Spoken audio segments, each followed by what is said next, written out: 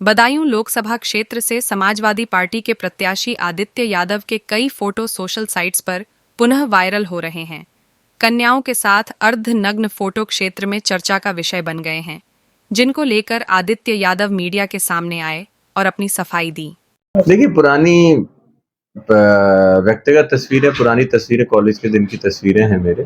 तो अगर उनको वो ट्वीट करते हैं तो ये उनका जो राजनीतिक तौर पे जो निम्न स्तर पे जाने की राजनीति है वो दर्शाता है। उसके लिए मुझे और बहुत पुरानी फोटोज हैं, बहुत पुरानी पिक्चर्स हैं, पर्सनल लाइफ है हमारी, उसको लेकर अगर इस तरीके से करते हैं तो मैं समझता हूँ अगर इनमें इतना है तो उसको आधिकारिक तौर पे क्यों नहीं लोगों के सामने लाते हैं। इस तरीके से जो प्रयास किया जा रहा है ये भ्रमित करने का प्रयास है और कुछ नहीं है।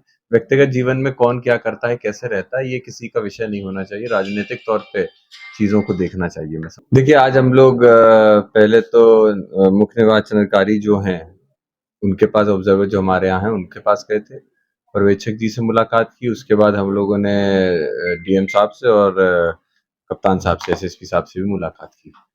मुख्यतः जाने का कारण यही था कि भारतीय जनता पार्टी द्वारा जहाँ भी कार्यक्रम हो रहे हैं उनमें से एक दो कार्यक्रम की हम लोग को सूचना आई थी।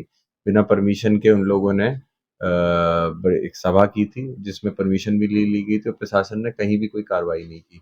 दूसरी तरफ समाजवादी पार्टी की तरफ से स्टार प्रचारक के रूप में आदरणीय शिवपाल यादव जी ने एक जगह पे कार्यक्रम रखा था परसों, जहाँ पे घर में बैठ के चाय का कार्यक्रम था। वहाँ पे पुलिस प्रशासन मौके पे पहुंचकर दबाव बनाकर लोगों को डराना और धमकाना और साथ में कार्यक्रम में बाधा पैदा करने का प्रयास किया गया था। वहाँ पे बात भी हुई प्रशासन के अधिकारी से, लेकिन जिस तरीके का दबाव प्रशासन बना रहा है लोगों के ऊपर, उसको देखते हुए हम लोगों ने शिकायत की है। और यहाँ और साथ ही में दिल्ली जो मुख्य निर्वाचन आयोग है, वहाँ पे भी पार्टी के तरफ से नेतृत्व में एक कमेटी जाके वहाँ पे भी जो शिकायतें हैं उनको एड्रेस करेगी।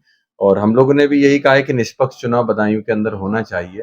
जिस तरीके से प्रशासन के दबाव बना के लोगों को ये धमकाया जा रहा है कि उन पे कार्रवाई की जाएगी, धाराओं के अंदर उनको जेल में डालने का प्रयास किया जाएगा, तो इन सब चीज़ों से मैं समझता हूँ कॉमन प्ले फील्ड हम लोग को नहीं मिल पा रहा है। तो यही सब बातें लेके गए थे। प्रशासन ने हम लोगों को आश्वासन दिया है कि किसी भी तरीके की कहीं दिक्कत नहीं होगी। जो भी हम लोगों ने शिकायतें की हैं, उन पे कार्रवाई कर वो लोग एक्शन लेने का काम करेंगे।